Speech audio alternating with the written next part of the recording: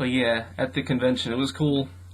It was cool seeing him, and like I said, he didn't have to pull me aside like that. I went in the bathroom and did my paint real quick, and I came out, he was there, and he got a chuckle, and then that was like the last time I saw him, so my theory is I scared him off before I can get a picture with him, so a little irritated. I didn't get a chance to get a picture or an autograph from Vince, but maybe some other day. And just getting back to, I guess, a real quick sidetrack here, the Bret Hart thing I've been talking about with the video that got pulled down last week. I saw another interview that was actually up previously before the recent one with Sam Roberts, and I don't remember the podcast name. You can look it up. Bret Hart drops bombs on HBK and Bischoff. And he goes on about the same thing. For the first time he revealed in this interview, and then he carried on about it in Sam Roberts, was that when he approached Shawn Michaels about Survivor Series and he said he was going to face him, like he said he had no problem being a total professional in the ring and he would never take liberties, and then HBK basically told him, I can't say the same thing for you.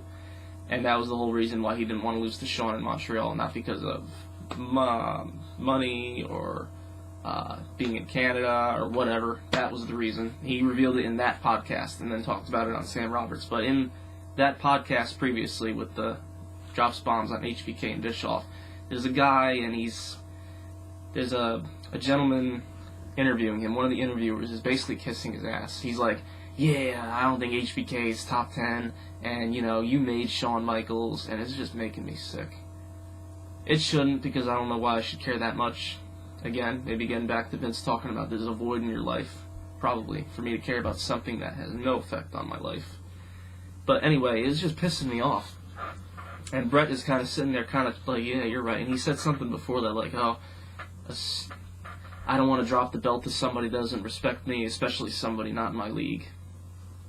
And I don't know if he said that a little tongue-in-cheek, but I think Bret is just, he has to let all this negativity go because he's holding so much of it in. And he talked about in the next interview, like, if you have something in your life that's really eating away at you, and you just can't stop thinking about it, and it's not doing you any good, to dig it up and take care of it. And he was referencing when him and Shawn Michaels buried the hatchet. But I don't know. I think he just thinks about, he's still pissed off about it to this day. I mean, Montreal's going to be 20 years ago now, and he still carries on like it happened yesterday. I'm not in his boots, so, not my position, but I just don't like, again, the interviews. I just don't like how he brings up attacking all these guys when they're not there to defend themselves. A lot like Cornette. And the funny thing with Cornette is, and Bischoff, a couple months ago they were burying Vince when he wasn't there to defend himself, and I wish I had my show then because I would have had an opinion. But, what goes around comes around now. The Italian midget, as Cornette likes to call Mr. Santino Marella, and then Bischoff with Bret, they've got some other guys shooting on them when they're not there to defend themselves. And they got their own little side battles right now, so what goes around comes around. Nobody can be fully happy.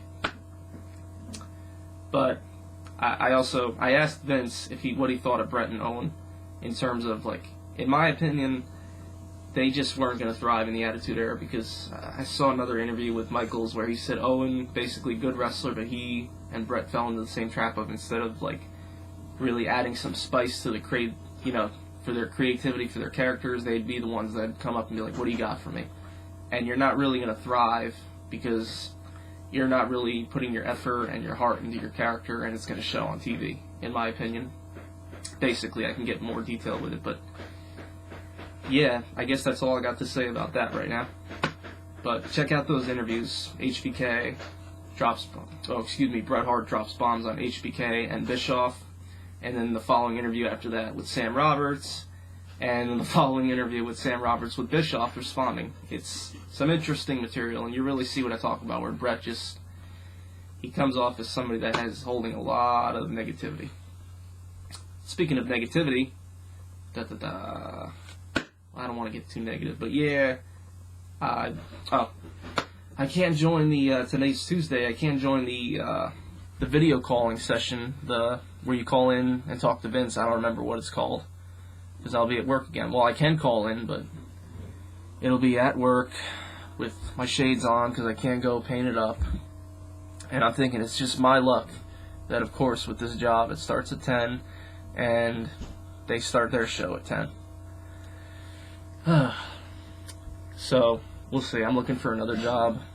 I need insurance because my teeth are screwed up, and not screwed up, but I need dental, and I need to get my life together. But it'd been cool to appear on the show. I'm debating, even tonight, I'm debating not going in, but it would mean I'm fired because I'm on thin ice, basically, with coming in late because I just don't care about the job anymore.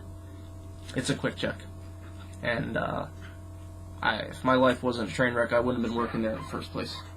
But yeah, we'll see. If not this week, I'm going to try to get someone to cover me next week, and you know, it sucks. I just want to get on the show, come hell or high water, all painted up, ready to go, you know? Want to contribute. I don't know if I'll ever get on Castrating the Marks again or anything like that. Apparently Lazy Lover Lane didn't want me on there. Or didn't want me to stay on there. Like you, Jeff. But, yeah, we'll see. I would like to get on that show at least once all painted up before it ends. Apparently it might end because people are calling in kissing his ass instead of debating. If he wants, I have a few things I can debate with him.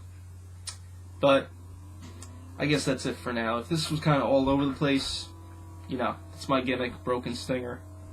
And I kind of improvise this. I don't really sit down with notes. It's whatever's on my mind. So, I guess that's it for this week. If you like what you saw, give me a like, subscribe, check out The Brand.